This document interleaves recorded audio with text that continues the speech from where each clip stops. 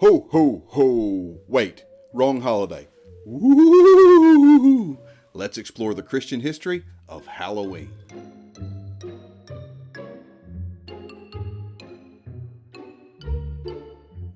Welcome, explorers, and today we're going to look at the fascinating history of Halloween, and there are some, let's just say, very strong opinions regarding Halloween in various pockets of Christianity. Some think it's harmless fun, while others think it is a holiday made by and for Satan himself. And I'll let you decide for your own life and your own family how you are going to address this holiday, but the history surrounding Halloween is very, very interesting.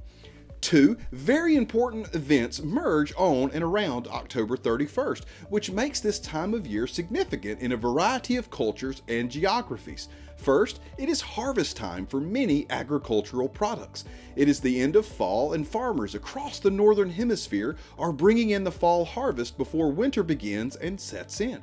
And many cultures celebrate the harvest and the bounty that they pull from the ground this time of year. So the end of October and the beginning of November is a common time to celebrate the harvest. Also, during this time of the year, the northern hemisphere has moved several months past the summer solstice that takes place in June, and the northern hemisphere is moving into a time of shorter days and longer nights. Entering into this time of more darkness and more cold has become significant in many cultures. It is celebrated in China with Tomb Sweeping Day, Ireland with Samhain, and many Latin cultures with the Day of the Dead, among others. Winter has long been connected with death and loss in many cultures and religions, just as spring has been connected with rebirth.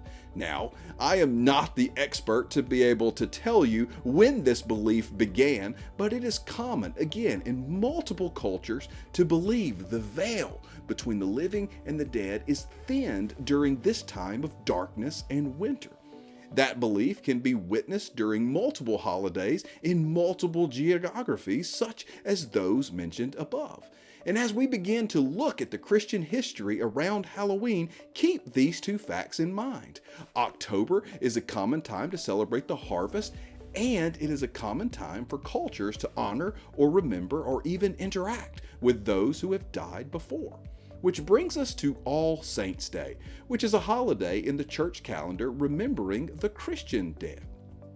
Christians from the earliest time honored and remembered believers who died before them, especially those that were martyred. There are early records of Christians meeting in cemeteries to honor Christians who have died. And as the list of martyrs and Christians with a broad impact who have died grew, the remembrances grew as well. And by the 4th century, we have records of Christian groups and various churches coming together for joint remembrances. St. Basil, in one of his letters, invites bishops from another area to join in one such remembrance. Eventually, remembering so many anniversaries of the deceased across geographical distance became a struggle. So it was during this time, around the 4th century, that the church realized they needed a single day to remember the saints who faithfully lived their Christianity in their communities. These individuals that modeled the faith for the church needed a single day of honor. Thus, All Saints' Day was born. But the date for this day in its early development was not settled, and as we will see, it bounces around the calendar a bit and often for a specific reason.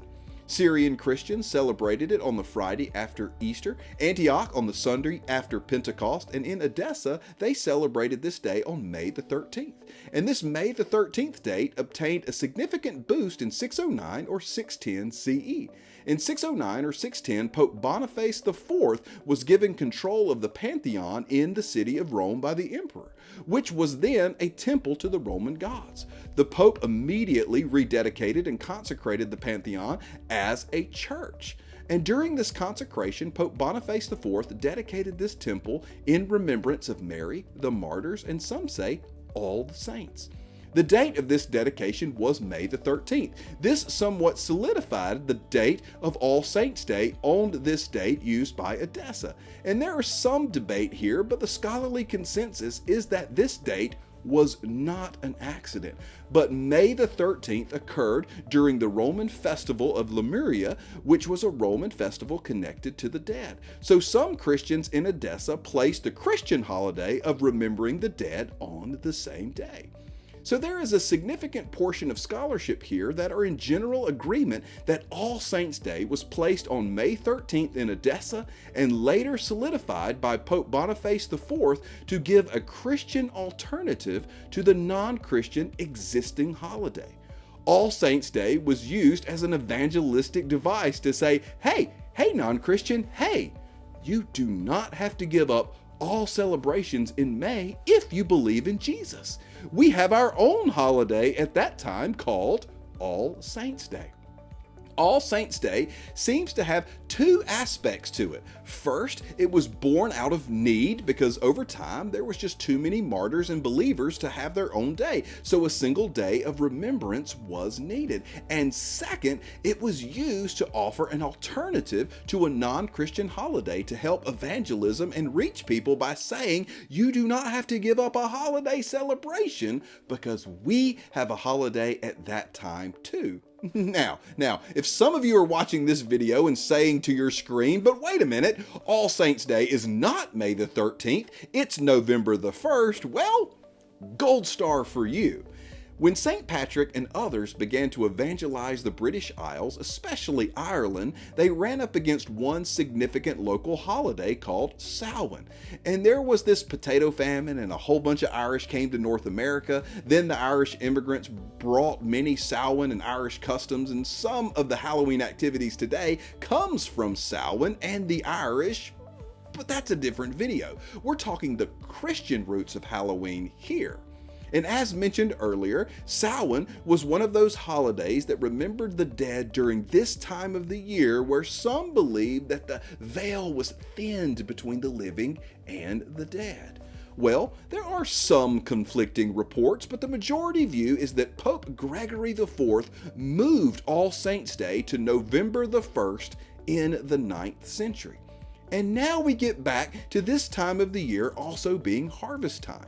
Some believe that Pope Gregory IV moved All Saints' Day to November because this is the harvest time. So when pilgrims come to Rome to celebrate All Saints' Day, they can eat from the bounty of the harvest. But this is very much the minority view.